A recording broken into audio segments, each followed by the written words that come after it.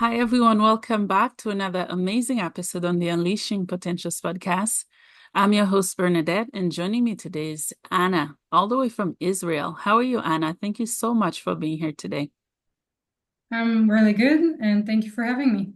You're welcome. We were talking about the time difference. Can you tell people what time it is where you are? For me, it's 11:38 a.m. Yeah, for me, it's 7:38, so we're about Wow. 8 hours apart. Yeah, Your that's day is just crazy. kind of starting, my day is kind of ending. Yeah, that's awesome. That's really cool. Yeah. So, Anna, can you tell us what is it you do and how long have you been doing it? I'm a manifestation and mindset coach, and I've been doing it officially for about 3 years. But before I actually started my business, I've helped my friends for several years. I think at this point, it's been around a decade of doing it informally and 3 years since I started my business. Mhm. Okay. So I used to help my friends with all kinds of stuff. I have friends with a lot of different challenges like ADHD or all kinds of psychological things that I rather not say. Mhm. I majored in psychology. And I now with my business, I help people with three things, which I found are the three pillars of success. One is relationship with self. The second one is action taking, and the third one is action. And I found that without any one of them, you can't really achieve your goal, or if you can, it's going to take significantly more time. And most of us want to get there as soon as we can so we can make our impact and do whatever it is we want. Yeah, yeah, that's true. Thank you so much for sharing. Did you always do the work that you're doing now? Oh, did you used to do something else? I started with only focusing on the relationship with yourself part, and then I expanded it. I came to my business through a lot of hardships, one of them being going through an eating disorder. Mm-hmm. And usually, when you have a mental disorder, you go to psychologists, psychiatrists, people who are specializing in this Hmm. so that they can help. I Yeah. tried that and it didn't help. Hmm. So at some point, I just went, okay, this person didn't help, this person didn't help. I need to figure this out on my own. Hmm. Otherwise, I'm going to get stuck in the situation forever, which is not fun. Hmm. So I figured out how to work on it. And for me, it was mainly about self-love and self-belief, which is kind of another word for confidence. Hmm. So once I figured out how to work on these things, I did manage to also improve my eating disorder. And I also targeted that, obviously targeted the eating disorder specifically and found ways to deal with it because it doesn't exactly go away, but you find ways to manage it so that it won't impact your life. Yeah, yeah, I agree. Thank you for sharing. That's definitely something very hard to go through. And it's hard, like you said, to get the right kind of help. You have to go a bit deeper within to access what you need to heal that. So I commend you for overcoming it and for sharing. Thank you. It was my main issue with finding the help that I needed is that people use kind of like a one size fits all methods, which did not fit me. Mhm. So I really am against this. And with my clients, I make sure to take whatever the experience that they choose, whatever coaching program they choose, and customize it for their needs. Because some person needs to focus more on action taking, some people need to focus more on relationship with self. And each of these pillars also have three blocks within them. So you just focus on what that person needs. I even have an assessment so people can see what they really need to work on the most. Mhm. Mhm. Yeah, yeah, I agree. Can you take us back a bit in your journey? When did your eating disorder started? Is there any type of trauma or anything that triggered it for you? So, what triggered it for me is first off, I've been bullied for most of my life. So to begin with, I had a pretty low self-confidence and I didn't really love myself because when you're told by a lot of people that you're not very worthy of good things, you start to believe in it at some point. And while I had a very supportive family and I'm grateful for that, it's not enough because at that age, when you're in high school and all of that, what matters most to you is the people that are your age, your peers. So when these people consistently tell you that you're not good enough and insult your body and stuff like that, it creates a very bad body image. And then when I started dating someone and he said the same thing about my body, that maybe I should diet or stuff like that, I started dieting and it spiraled out of control and it led to an eating disorder, which often that's how that works.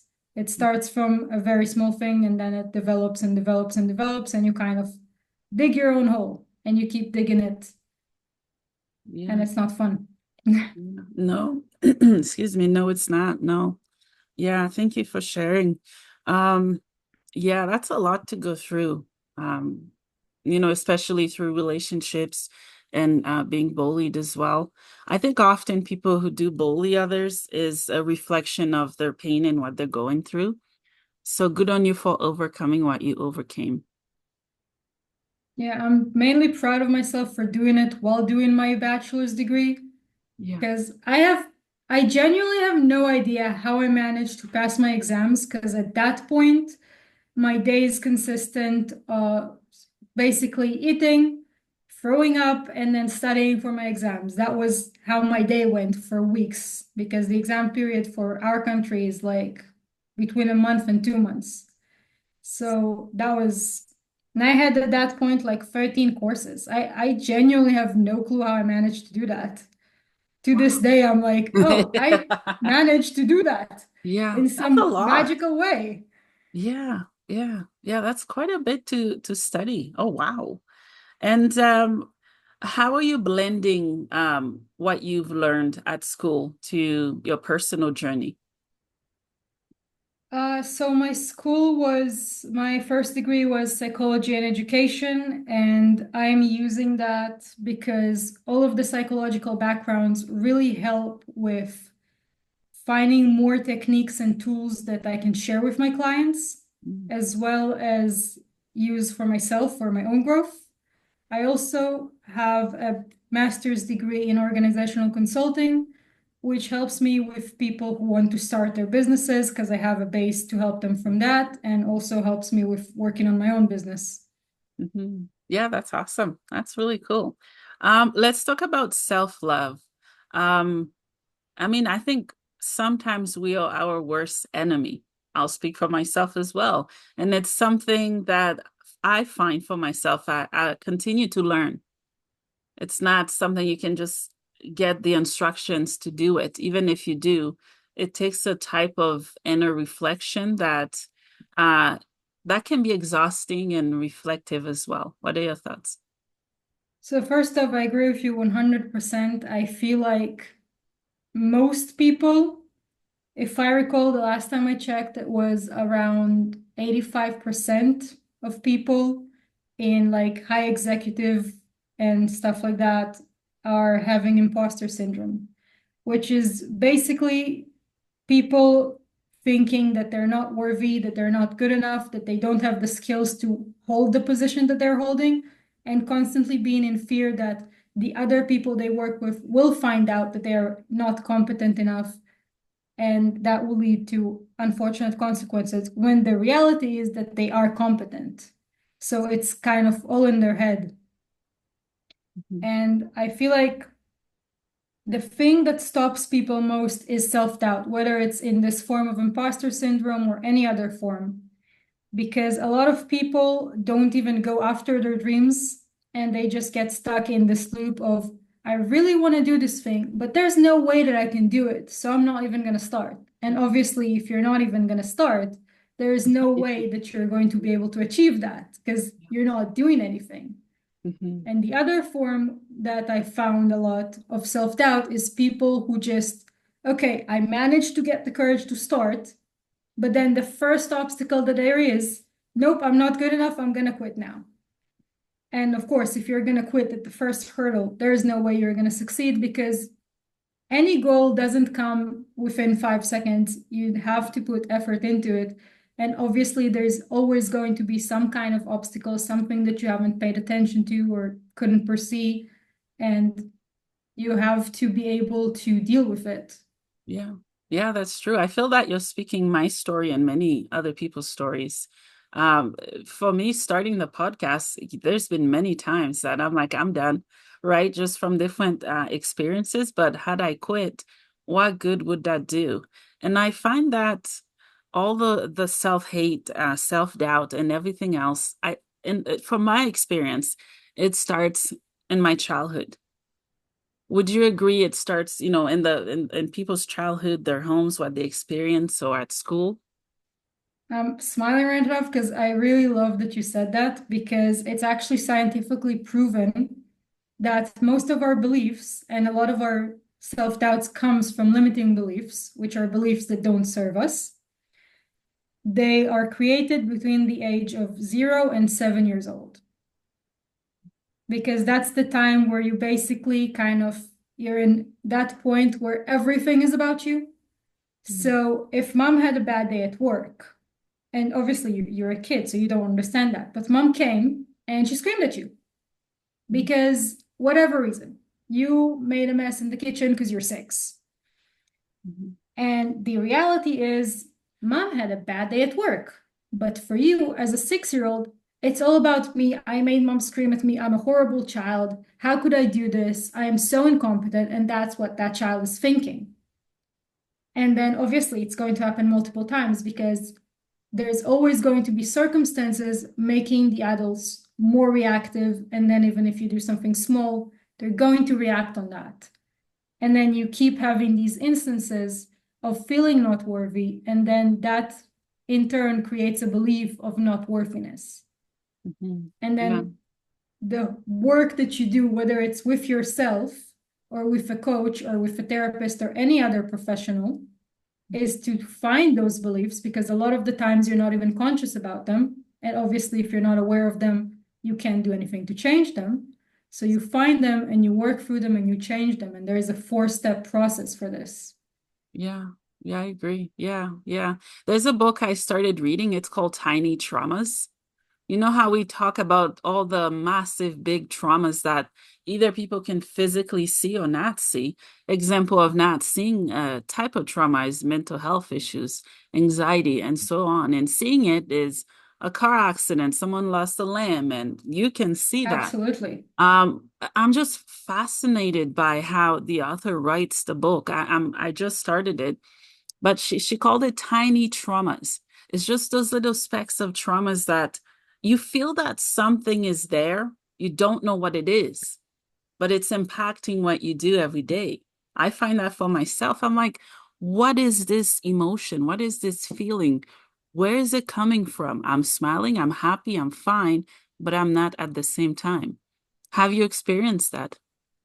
Yeah, plenty of time. And as I said, a lot of our beliefs are unconscious. Yeah. So, for example, I'll give you a study, and if I recall correctly, Harvard or Princeton made that study. I don't remember, but you imagine that if you win the lottery, you're gonna be super happy, right? Yes. Like that's the dream. Everyone wants to win the lottery. What they've actually found when they studied this is that within a year, the people who were so happy come back to that same level of unsatisfactory feelings that they had before. And a lot of people also lose that money very, very quickly because they're first off, the happiness thing is because it doesn't really bring you happy. Because a lot of the time people chase after money when money is not really a goal, it's a way to get a goal. So it's a way that you can get the experiences that you want rather than the actual money that you need. Mhm, If you want a really big house, you need money to build it. If you want to travel the world, you need money for that. So money is basically a currency, a medium, and people chase that, which is its own thing. mhm, And they compared it. those people to people who have experienced a really great loss, like a loss of a partner or a parent. After a year, both of those people came back to that status quo of the feelings that they had before, however happy or unhappy they were before that event, whether it was losing someone they care about or winning the lottery. So it's not really something that's surprising that we have all of these feelings at the same time. And in addition to that, a lot of the times we are not aware of the underlying causes. So if you experience a great success all of a sudden, if we go back to a person with an imposter syndrome, they got promoted at work. Oh, it's such a happy occasion, but now they're also super terrified because now they're even more scared that someone's going to see that they're incompetent for that role. Mm. Yeah. Yeah. Yeah, that's true. Yeah. And tying to what you said, I find at times it's hard for us to speak our truth. And when we don't A do lot of the that, times we're not aware of it. yeah, yeah, you're right. And when we don't do that, it's terrible. It's suffocating. If I'm telling the truth, it is. Because sometimes we look for approval from people who don't even know who they are. Right? Yeah. So Yeah. yeah, for me, I used to like crying is the most natural thing ever. Would you agree with that? I agree. And I also So I disagree with society for making it as if it's a bad thing, as if it's a weakness. But I agree with what you yeah, said. I bought into that narrative for years. It took me years afterwards Mm, to unlearn that, to take that limiting belief of crying is a weakness and let myself actually feel and express my emotions. It took me years to be able to share those things with people, which is supposed to be the most natural thing and is actually a very helpful thing. Because if you share them, it makes you feel less alone. It helps you deal with that situation. And a lot of people just kind of suffer alone. And if you don't have other people to talk to and you don't have access to any tools or anything like that, you're going to get stuck in that situation. So that's where even talking to a friend or even journaling about it helps if you're not in the position of talking to someone. hmm. Yeah, yeah, I agree. Yeah, speaking of, I love that in the beginning you said you help your friends.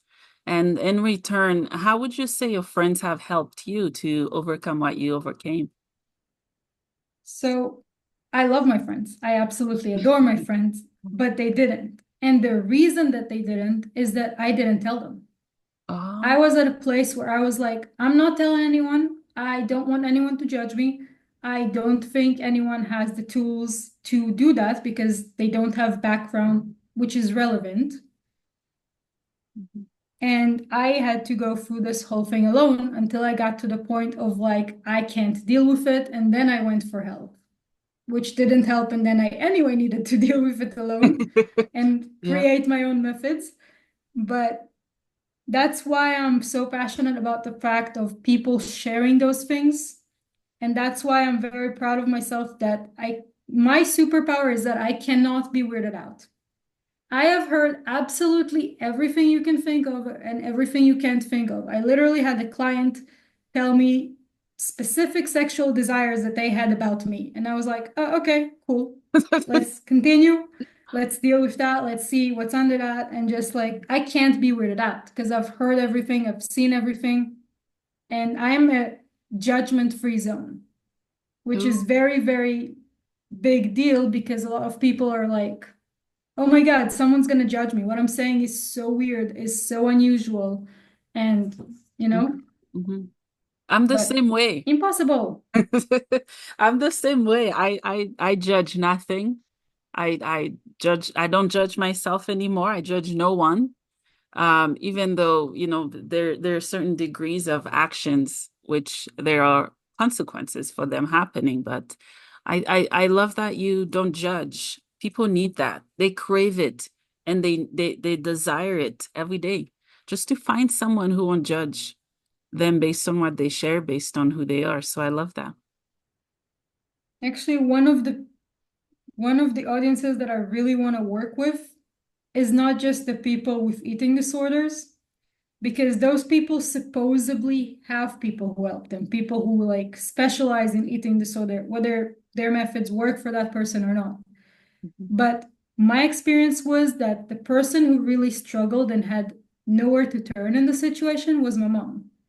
Because those people are like, okay, well, we can work with your child and help her with this, but we have nothing to offer to you.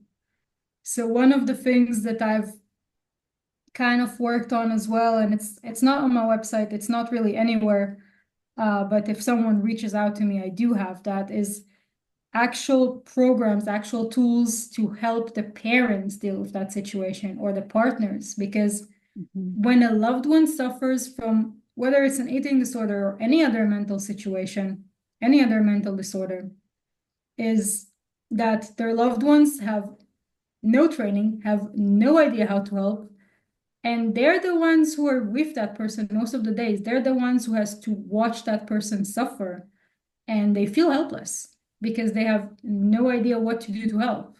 Mhm. And the person in that situation usually doesn't have enough self-awareness to tell their partner or parent or whoever, I need you to do this, this, and this to help me, because they usually don't know either. Yeah. So helping those people is also like a real calling for me. I haven't had the chance to, but it's available, and I'm happy about that as well because Mhm. Mhm. my mom really needed that. Yeah. Oh, I love that you're doing that as well because you're right. Because they don't know what's going on most of the time. And there are some ways that doctors can help that a family member can't or can, vice versa, and a friend, right? So I love that you're doing that. Is that something you're thinking of launching, like to connect more with other people like that?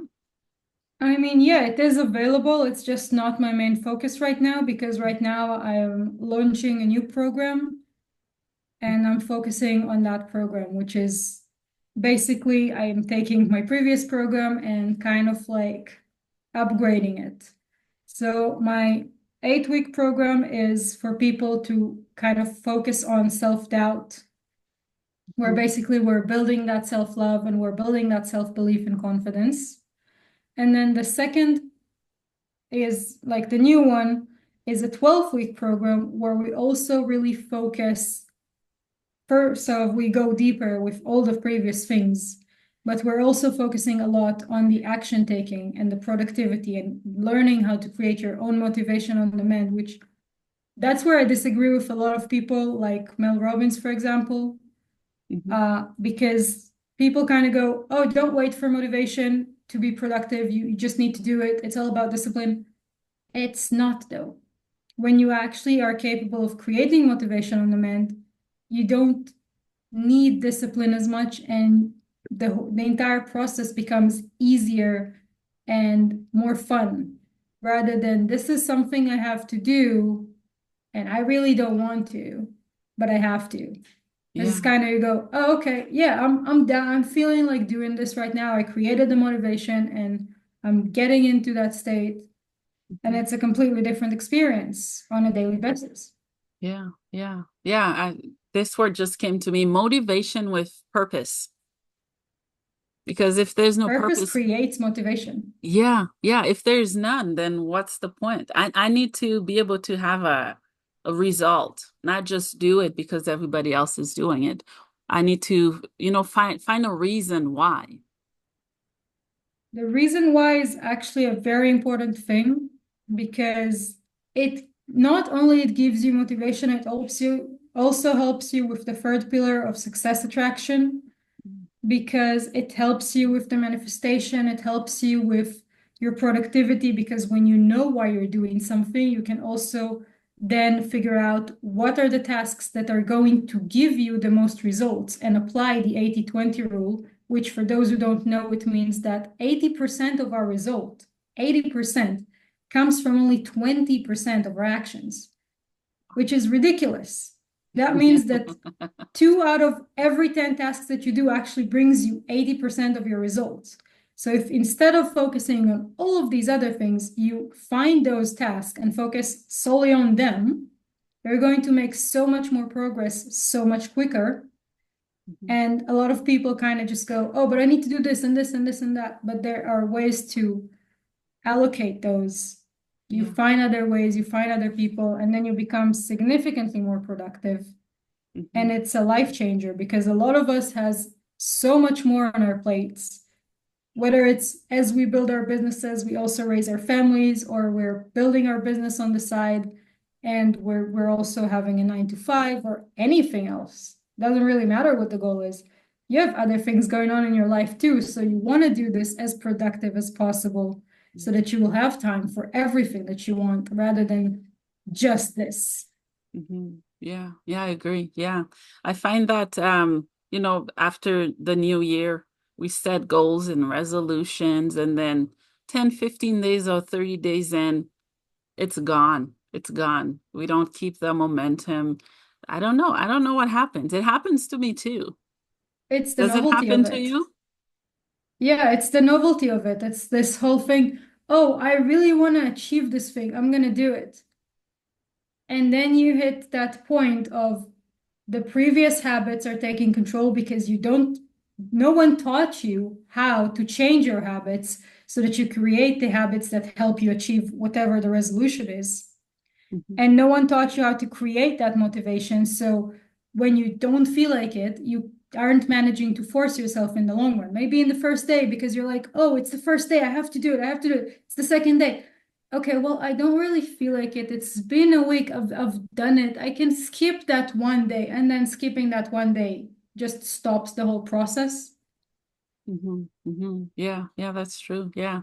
So, in your opinion, because I know you're in a different country, I'm in a different country, there's different health regulations, but in your opinion, do you think that all healthcare professionals need some type of training with what you've been through, eating disorders?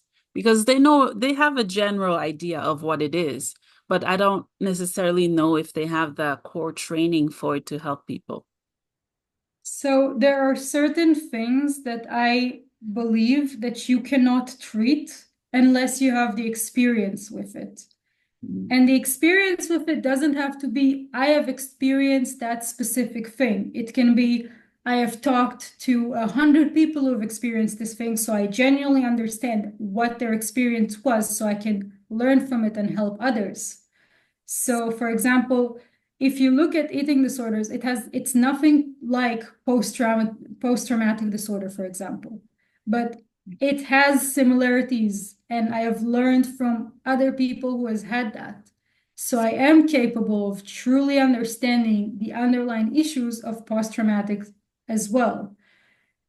Mhm. And I feel like those are the two main things, along with perhaps depression, that you really need to experience in some ways to understand. Yeah. Because, like, if you're not in it, you can't understand it. Like, I would explain it to people and they would just not understand it because they're looking at it from their perspective and from their logic.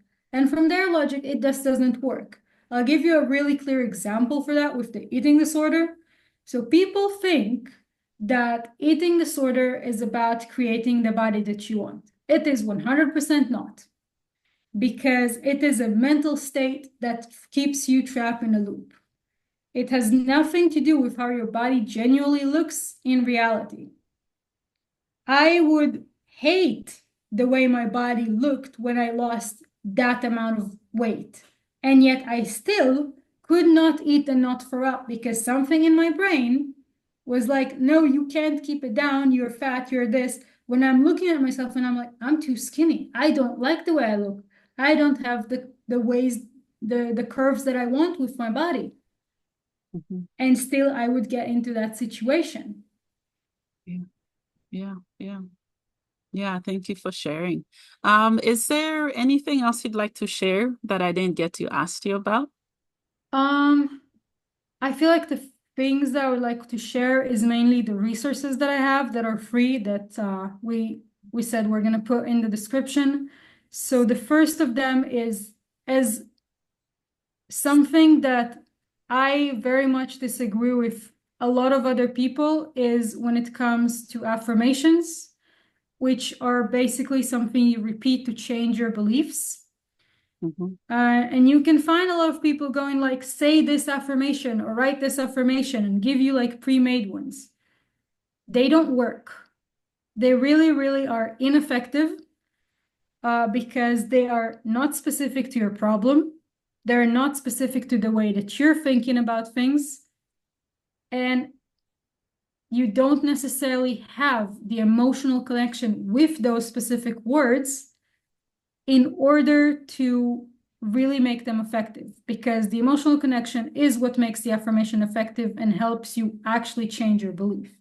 So I have a worksheet to create personalized affirmation, which basically gives you the entire process from start to finish to figuring out what some of your limiting beliefs are, including examples, and how you take those beliefs and turn them into positive affirmations so you can create new beliefs that actually serve you and empower you.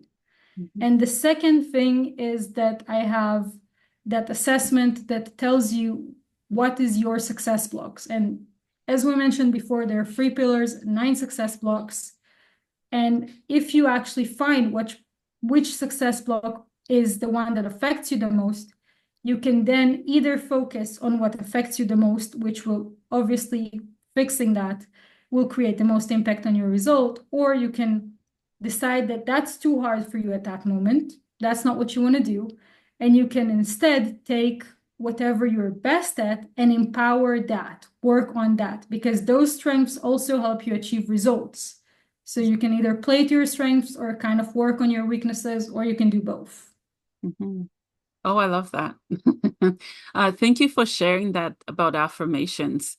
I'm always puzzled why I didn't like affirmations, but your answer helps me see that a bit more clearly because of what you shared. Yeah, Yeah, I'll tell thank you you. more than that. Affirmations have a problem in them. Have you ever said an affirmation and then your brain goes, what are you talking about? This is complete nonsense. Yeah. What is this nonsense you're spewing right now? Hmm. So there is a thing called lofty questions, which is basically taking your affirmations and turning them into a question, which usually starts at why. So instead of saying, I am enough, for example, you say, why am I enough? And the reason that works is that it prevents your brain from going, this is bullshit. Because our brain is kind of like Google. Whatever you're going to type into that, whatever you're going to ask your brain, it's going to find you the answer.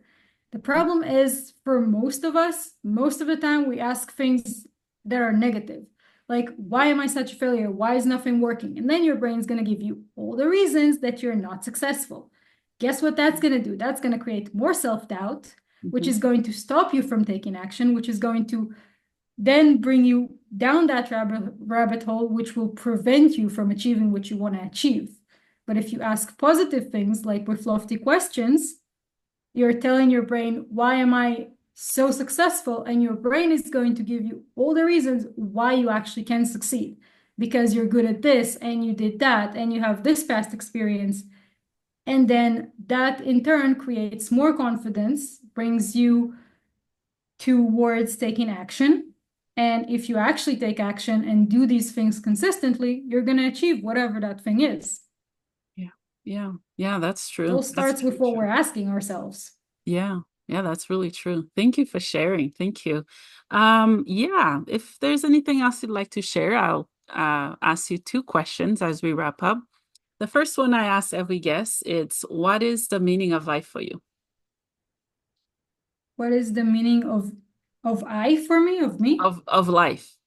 Oh, of life. I Yes. misheard.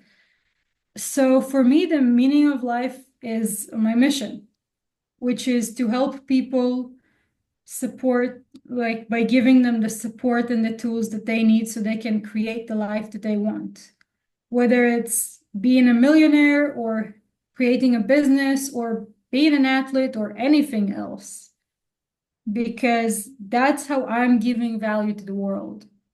That's how I'm using my skills, and that's what brings me purpose and joy. And Mm-hmm. I'm doing that with my business. I'm doing that with my side job, which is therapeutic horse riding instructor. So I help people with through that as well, because that is what I want to do with my life. Yeah, I love that. Thank you. And where can people find you? Do you have a website? You on social media? Yeah, I have both. So my website is annamindsetmanifester.com. Mhm. And we actually recently launched the new website. So that's going to come on my social media soon, but preview, it's there. Mhm. It's my social media handle is exactly the same. It's Anna Mindset Manifester, both on Instagram and on Facebook. And I'm also about to start my YouTube channel. So that's coming soon. So you can look forward to that. Lots of new, exciting stuff you're doing. That's awesome. We're How do you, growing. yeah, I love that. How do you say thank you in your language? So I have multiple languages. You have to be more Oh, specific because oh, yeah, which what I'm languages do trilingual. you speak? So I speak English, Hebrew, and Russian. So you Oh, have to like how do choose you a say? language. Is it spasiba in Yeah, Russian? Okay. that's right. Yeah. How about in Hebrew? תודה רבה. Oh, I don't know if Very I can different. say that. That's so cool. That's You really can try. It's what fun. how do you say it? תודה רבה. Dodin Rabba? Yeah, that's right. Yes. Learning new That's things awesome. on the fly. Yeah, I love learning new languages. I speak English. I understand some French, Spanish, and my language from Haiti, Creole. Yeah, that's so exciting. Yeah. I Well, love learning new things. yeah, me too. That's part of the thing. Like I do it constantly, and then you develop yourself, and you also have more to give to whoever you come in contact with. Yeah, yeah, definitely. Yeah. Well, Anna, thank you so much for your time. Thank you for all you do, and thank you for being on the podcast today. Thank you for having me. It was You're lovely talking to welcome. you. You're welcome.